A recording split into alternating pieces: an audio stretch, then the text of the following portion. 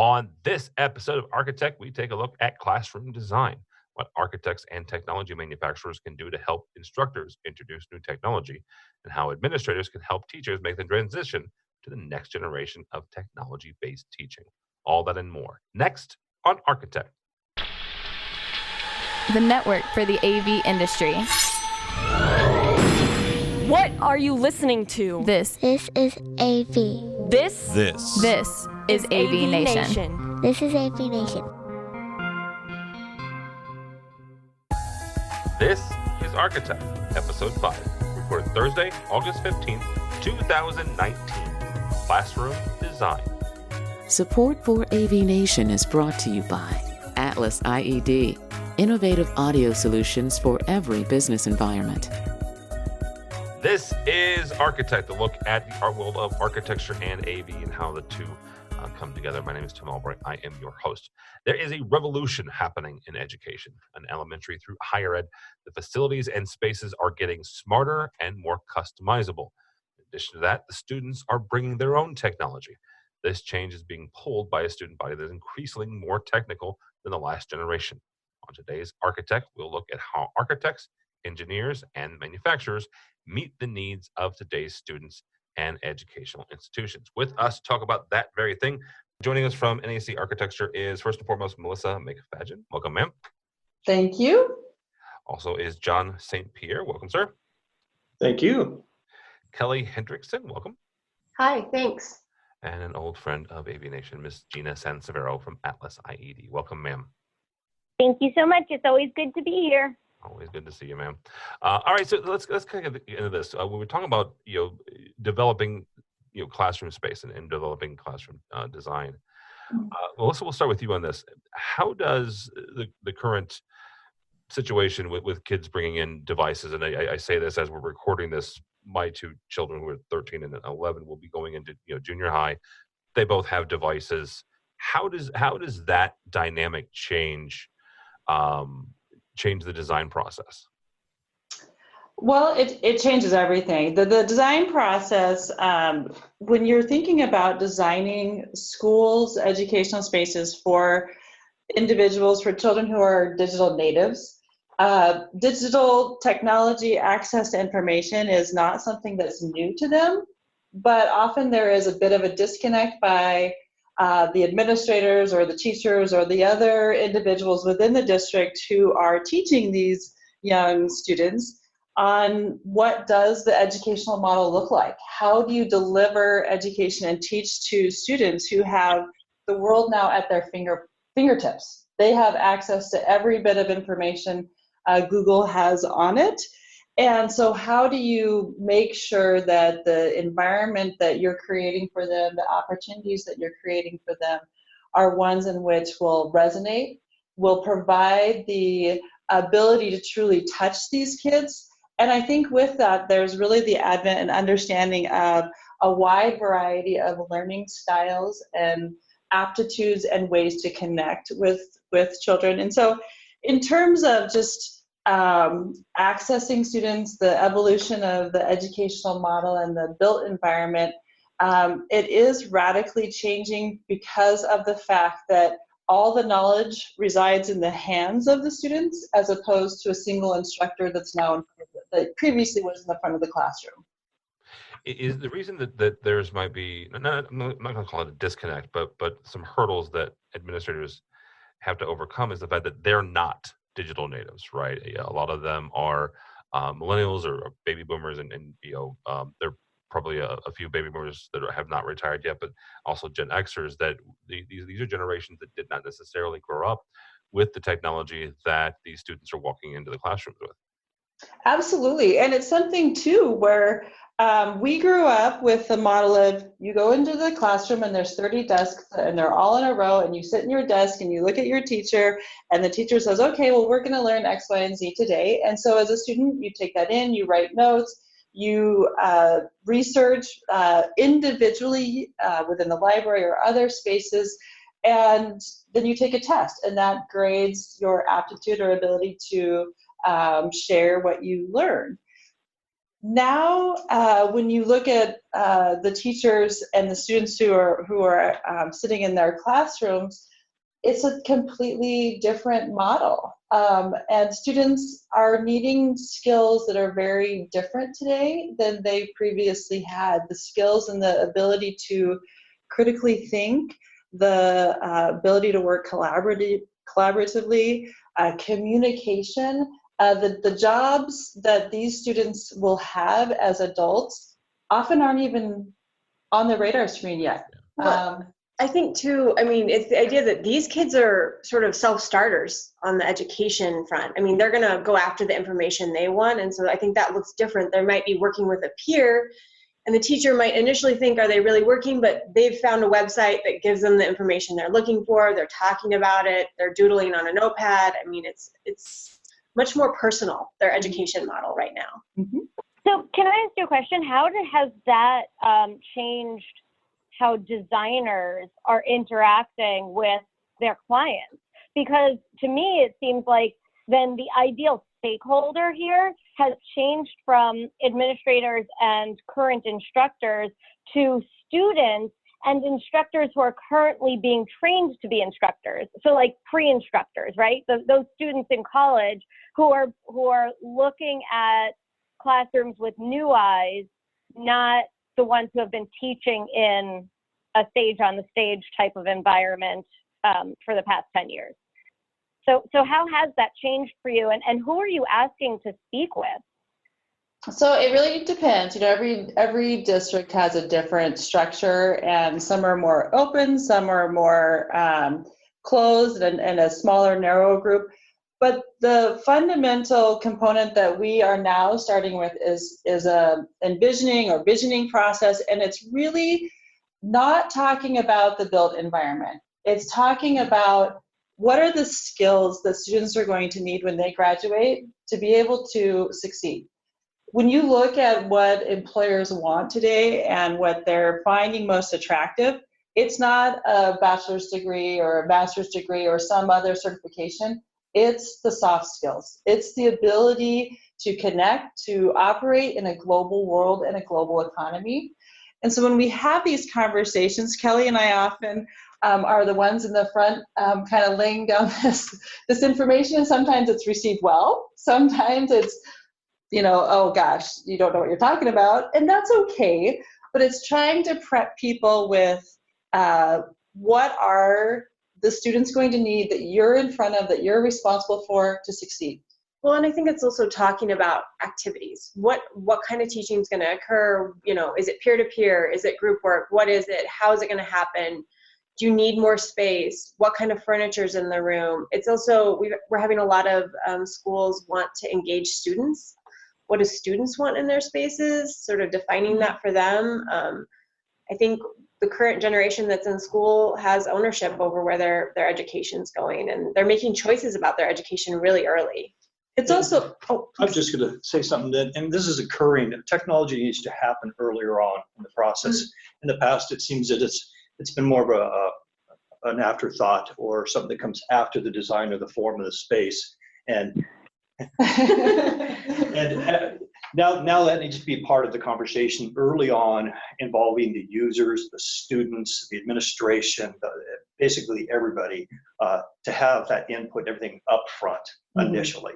yeah. Because flexibility takes a lot of effort from a technology standpoint, Yes, and from a design standpoint. It impacts the furniture, it impacts the aesthetics of the space, it impacts, you know, the colors of the walls, the type of ceiling and infrastructure, you know, the acoustics of the space as well. So there's just a lot involved in it that it needs to occur early on. Gina, to your point of the sage on the stage, I think a big deviation in that too is the fact that education is mobile.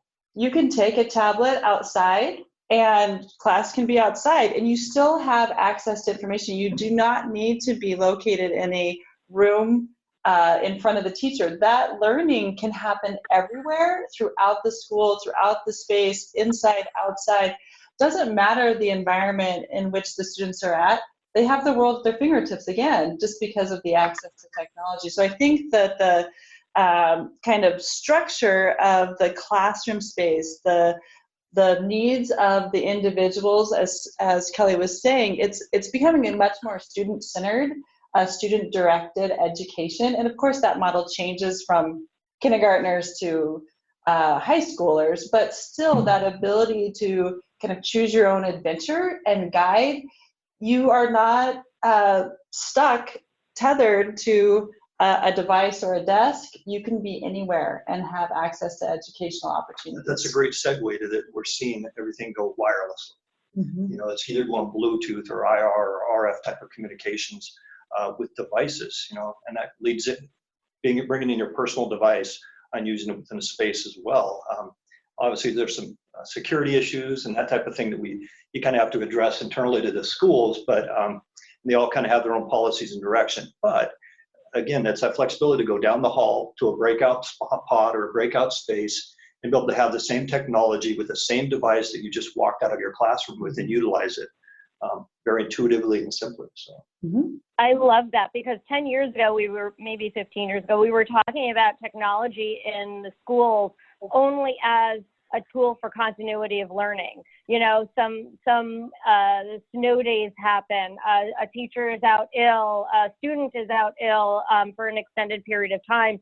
And so you are able to bring that classroom, to a certain extent, that classroom environment into that student, right? Where they had access to the classes or they had access to the teacher for a certain period of time, and then they moved on. Now we're talking about it not from a continuity of learning standpoint, but from a how do we engage students while they're even in the classroom. This is not even talking about the teleconference or the video conference capabilities or the archiving and on-demand capabilities, but it's really about bringing technology into the school and then allowing them to understand how to use it outside of school as well. So that's really a cool transition over the past 10 years. Well, let me bring something in, because you guys have talked about the BYOD and bringing the kids devices. There are still institutions, and I'm not going to point so much towards the higher education, because higher education, at least from my perspective, seems to be a little bit more cutting edge, right? They're more open to students bringing in devices. They're more open to those devices being on the network. To John's point, but it's the younger generations, right? This is a high school and even in a middle school and grade school, where the administrators tend to be more skittish, right? And maybe it's security, right? Maybe it is security. But how do we overcome some of those hurdles to get it to the point where we're engaging these students at a much younger age to Melissa's point, meeting them where they are, because they are growing up with this technology? So I guess for us, it is something that a lot of it, from when we work with school districts, a lot of it does go back to professional development and training. The smoother that transition can be for a teacher, instructor, whatever their role may be in the school, to be able to come into a room, access information easily, not sit there fussing around with a Chromebook trying to get it to connect, and this kid's having issues. And what we're finding is that it's really the kids lead the way. They do not hesitate, and it's almost, and I say this honestly from personal experience, I have a first grader and third grader, and when I go into their classrooms and the kids independently go pull out their Chromebook from the rack, set it up, they're able to throw images up on the screen. And I mean, it was awe-inspiring to me to see how seamless it was from the perspective of a child. And so it's almost like the instructors have to kind of get on board, because if they don't, I mean, the kids are moving rapidly past them. But it is about investing in professional development and supporting the educators, supporting the networks and the systems to make sure that they are as seamless as possible, because the most important thing is delivery of education, not trying to work through technical issues during classroom time. Absolutely. Yeah. Well, can I ask a question now? I'm so sorry, Tim. I feel like I'm completely stepping on toes. But So what's interesting to me is that very often as a manufacturer, when you're talking to educators and administrators, their response is, how is this going to affect student outcomes, right? So they're willing to absolutely invest in something that has been proven to increase student outcomes. When you're going in, and talking about entire new buildings or entire building renovations and mixing things up a bit, where do you go to find information about what specifically has affected student outcomes? Is there research? What are those pieces of technology that you can say, okay, this has been proven, rather than, well, the students are asking for it, so let's just give it to them? So I will jump in, you guys. I guess one of the things, so sometimes that is missing. There is a gap, particularly with new or renovated buildings. So some of the tools we're actually starting to generate in-house. A user guide that's is delivered to the faculty, to the administrators on day one, that starts to explain some of the nuances of behind the building and some of the ways that the detailed information is embedded into the building to hopefully make life simpler. I mean, one that we hear often, which is a little bit different than AV, but is we have to have occupancy sensors in our rooms so that the lights turn off when someone's not in there. Energy conservation. Well, if a teacher is sitting at their desk for longer than 5 or 10 minutes and there's no activity in the room will go dark. And so it's explaining why these things are happening on the AV console control panel in front of the room. Why do we have 5 different stages for lights, and what happens when you hit each of those buttons? And it's something that there is always training off the bat, but for the life of those classrooms, what's going to be the tools to allow them to interface with that? And as far as research, honestly, we have an in-house research department that is exploring a lot of these kind of nuanced pieces of information that can hopefully provide clients with that hard data that illustrates, if this is implemented, then this is the result. I think, though, we do also struggle, particularly with larger school districts. They're very concerned about parity, and they might employ technology continually. They kind of just repeat it, and so sometimes stepping in and saying, do you want to try something new is very scary for them. So bringing in our research, bringing in John, doing tests of how that technology could change the classroom for them is important. But sometimes we do run into those issues where it's like, well, we've been using this and all our schools have this technology, and how to get them to change. Kelly, real quickly, I'm sorry, Joe, really quickly, Kelly, explain to me what when they're concerned about parity, are they concerned about parity between the schools, like the different schools within a system? Okay. Yeah, so school X, Y, and Z is on the west side of the city, and school ABC is on the east side, and parents and teachers talk. Oh, you got this technology. What? Wait a minute. Why doesn't my kid have that technology? And so it's an issue. I mean, it's a real issue for our schools. It would, just for the record, it's an issue within school districts. It's also an issue between school districts. Correct. Another can of worms that we don't have time to. Go ahead, John. Yeah. Well, no, I'm just going to say there's such a generational gap between the teachers and the students. Obviously, as we've been talking, the students are the ones that carry all of the. My kids in elementary school had phones, cell phones, and access to it nowadays. And obviously, when I was a kid, that was not the case. But they're coming into the classroom with extensive knowledge beyond that of the teacher.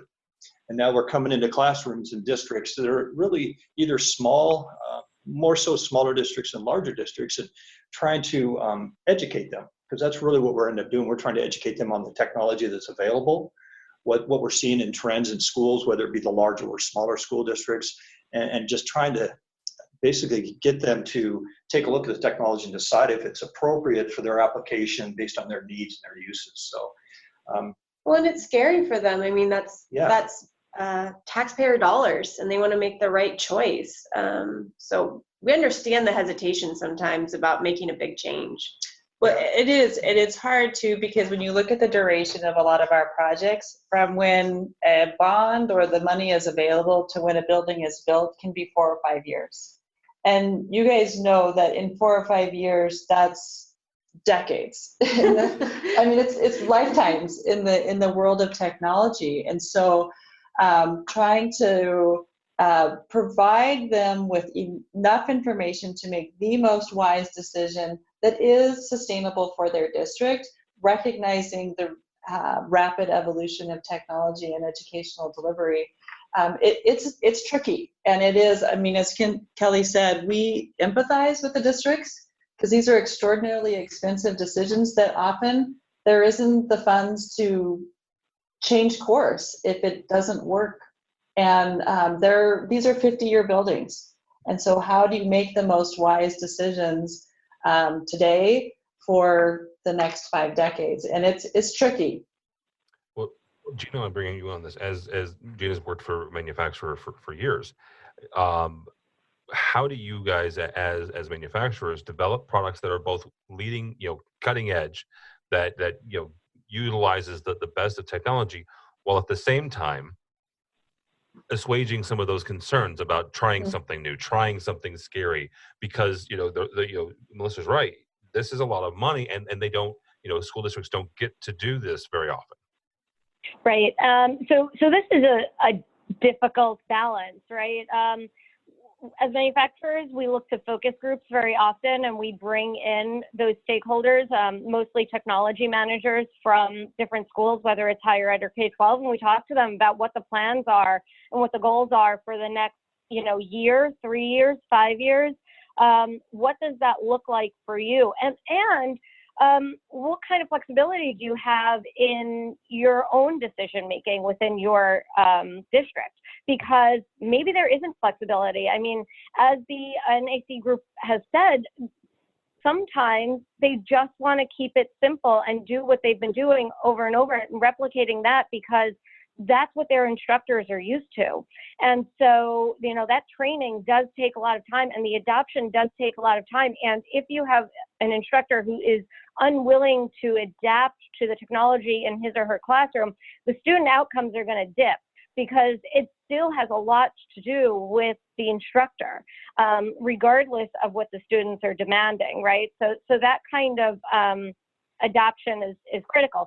So we try to put focus groups together. We try to discuss with our specifiers, our architect partners, what are you seeing and where should we be taking this? We are all about doing product modification. We are all about focus groups driving new product development. And when it comes, from an Atlas standpoint, not only are we in the classroom, but we also have building-wide, campus-wide, and district-wide technology. That is a completely different group of stakeholders, right? So we're talking to facilities people, and we're talking to security people, and we're talking to administrators, and we're talking to parents, and we're saying, okay, from a building standpoint, from a safety standpoint, from a security standpoint, these are the technologies that we offer. What are you looking for, and how can we give you something that is not future-proof, because nothing's future-proof, but future-resistant? Gina, I'm curious, what do you learn? Do you send reps from your company out into the classroom and watch teachers teach with this technology? Do you learn anything from those experiences? What do you find? So personally, I go to a lot of conferences, and I'm involved in those sessions. I am not one of those people that is going to sit at my table and wait for them to come to me. I want to go to these sessions. I want to learn what they're doing. I want to talk to them. I am the incoming president for CCUMC, which is the Consortium for College and University Media Centers, and I'm the first president elected that's not an institutional member, so not part of a school, right? So I embed myself in these places so that I can learn how this technology is being used. From a focus group standpoint, we bring people in. We'll bring them into our facilities, or we'll do regional events at hotels, and we'll bring them in, and we have really directed questions. Sometimes we'll get technology in their hands and we'll say, what about this do you like, do you not like? Sometimes we'll send technology to their sandboxes, which I'm sure that you guys are super familiar with sandboxes, but that's where they kind of try out the technology with their instructors and say, okay, this is how you would use this technology. How do you feel about it? What do you feel are the pros and the cons here, and how is it going to affect your teaching style? Because then you have to work with an instructional designer, and those instructional designers are going to help you develop the pedagogy that will help to create, success in these classrooms that have these new technologies. So, I hope that answers your question. Another thing that I've kind of noticed as well is how are we training the teachers when it comes to technology side of it? We've kind of identified that here, and Kelly might be able to speak to a little bit better than I can, but we identified that in our recent booklet meetings and brainstorming sessions. So I guess kind of it's a question to you, maybe Gina, and to ourselves, but how are we training and continue to train the teachers on this new technology? It's one thing to just show it to them, send it to them in their inbox, and they look at this great touch panel display, but using it's a whole other thing, and then continuing to do that, when they shift or new models come out, new updates, things of this nature. So it's just something we've identified here recently and trying to figure out a good way to approach that.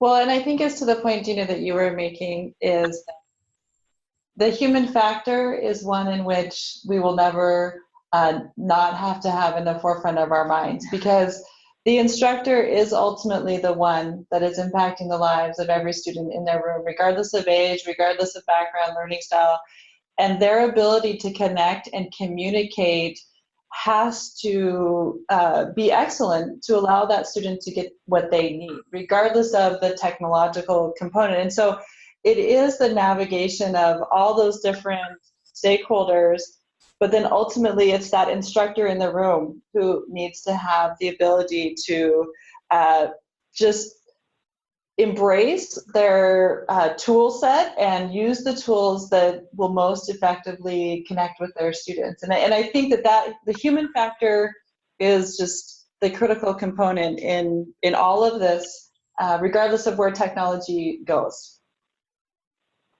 Absolutely agreed. All right, guys. As we wrap up here, we've kind of hit around this a little bit, but how does pedagogy dictate or direct the design of the technology requirements, or is it the opposite, where, as Gina said, you bring in new technology and then you have to start talking with the teachers about how that impacts the teaching styles? Well, sometimes one's the cart and sometimes one's the horse.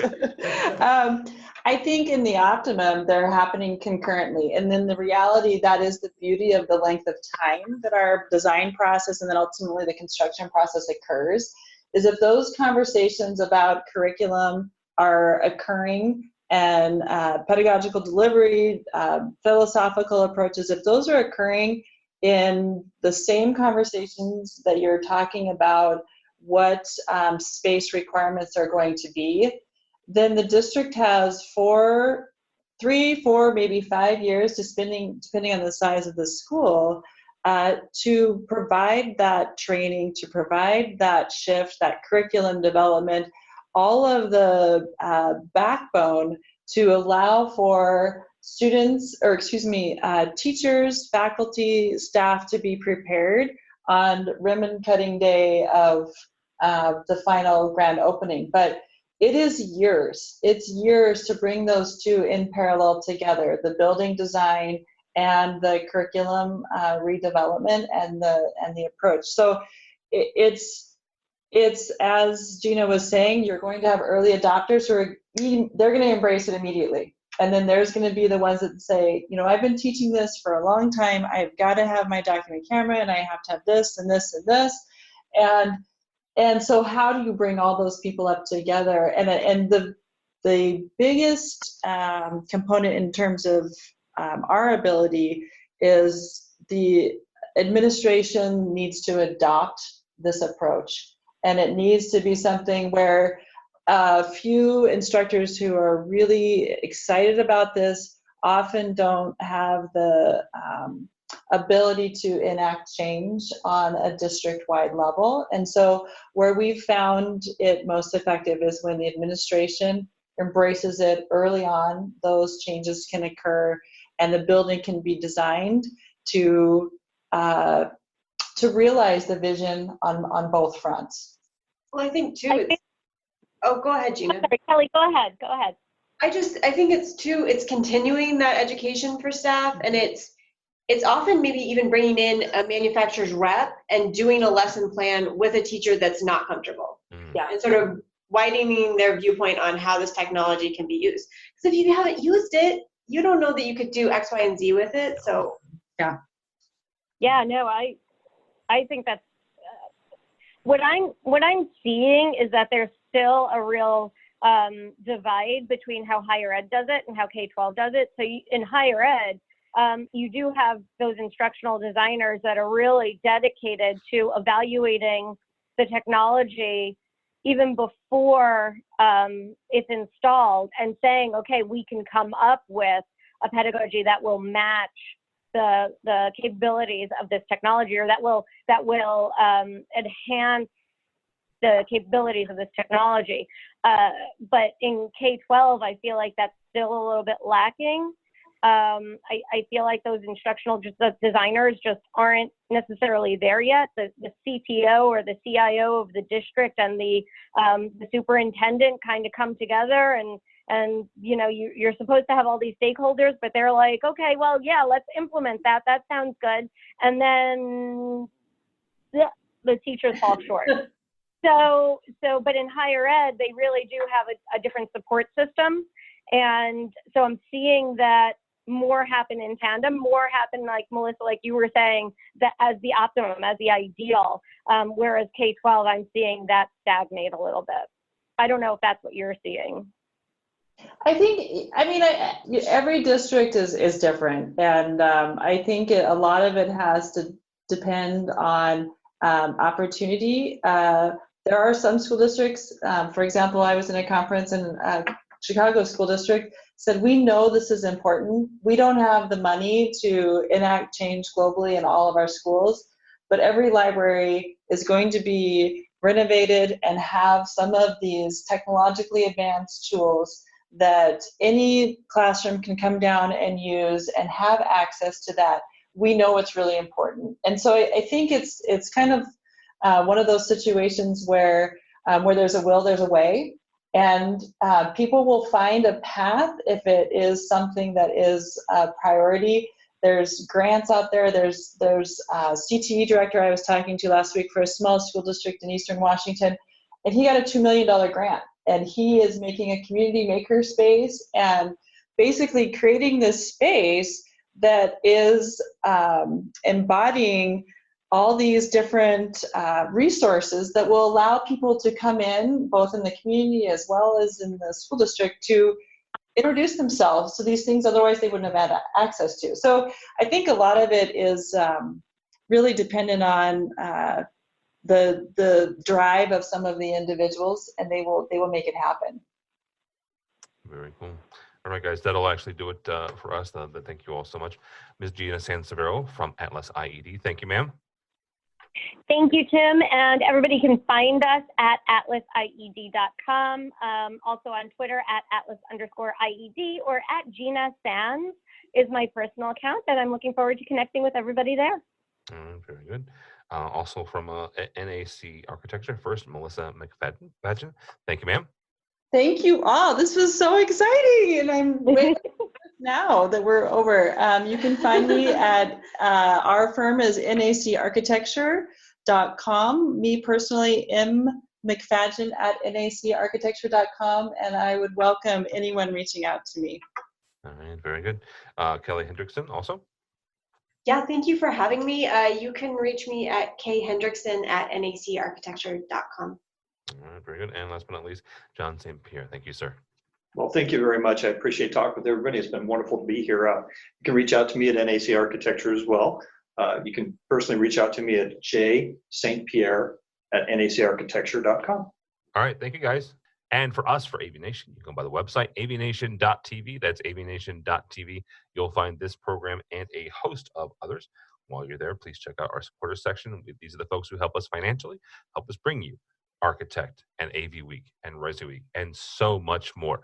And Atlas IED is one of them, so we thank them for their support. So all that and more at avnation.tv. That's